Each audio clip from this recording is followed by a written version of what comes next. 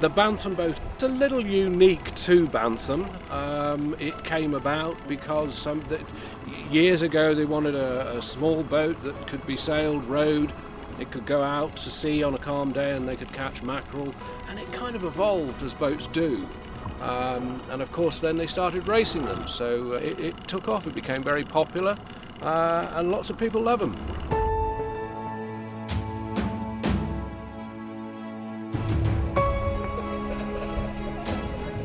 It was a gentleman by the name of Huey Cater that brought boat building back to Bantham on a large scale, and I'm sort of walking in his footsteps. Somebody wanted a boat that they could sail and go fishing in. When we first came to Bantham in 1974, when Huey first came to Bantham, that's how the then Bantham boats were used. They didn't sail very much. They sailed occasionally, but most people used them as fishing boats. Hugh started to refine them when he started to build in Bantham. He started to tune them a little bit more towards the racing, and of course part of that he reignited the sailing club and got them all sailing against each other, and of course that increased the interest in the Bantham boat, and so he started building more and more, and they became very, very popular.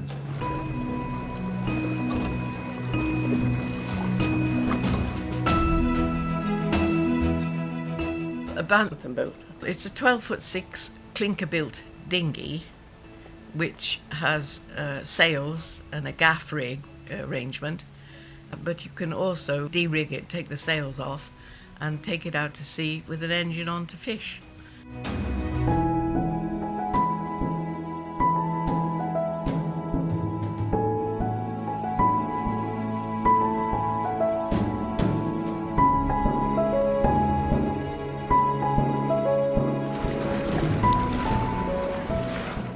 Of the 15 that Huey built at Bantham, he adapted them very often for the people he was building them for. He always liked to make just that very, very slight difference, again within the parameters of each boat, to see what difference it made, and to sort of personalise it, I suppose, in a way.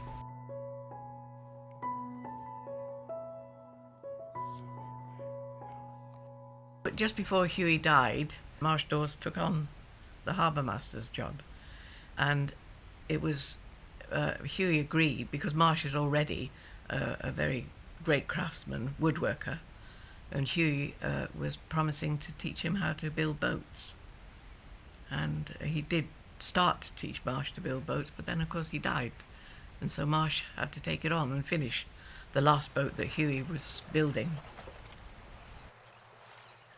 I completed the boat and I dismantled the formers and various other things. So coming back 10 years later, when I've clearly forgotten everything, it was a bit of a challenge. There was quite a bit of detective work going on, you know, watching and seeing what Hugh Cater had done in the past, looking at old photographs and whatever. And of course, a lot of guesswork. And also, I know what a boat looks like, so if it looks right, it probably is.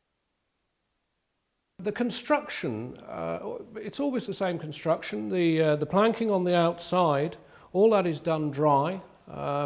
So yeah, it's quite difficult to get certainly those bottom bends in at the bow there. But the ribs, the English oak ribs would be green oak, and then they are steamed and put in afterwards, after the planking is done. The outer planking there is what they call a Kaya mahogany. So it's a plantation timber.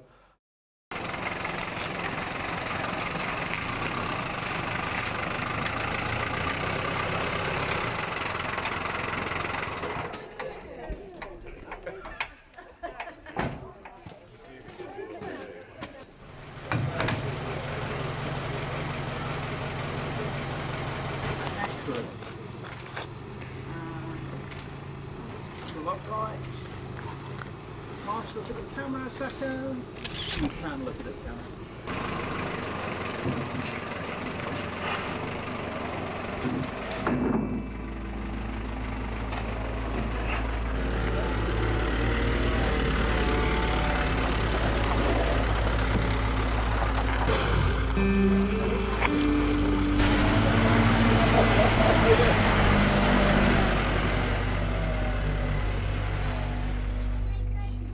Most of the wooden boats are going to stick with us. I'm going to carry on painting and varnishing and repairing planks, and I shall be down on the quay more enjoying myself.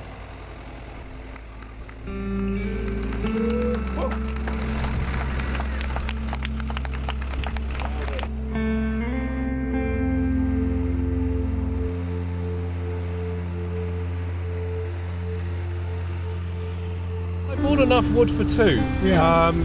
Bearing in mind I'm trying to make, you know, a little bit of commercial sense out of it. Yeah. And one of the simplest ways I could think of doing that was to do two. So yeah, at some point there will be another Bantham boat, but that might be the last.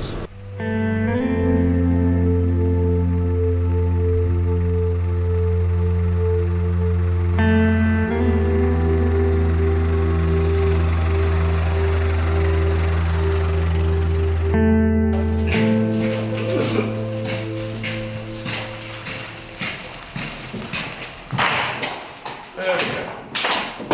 Your new home.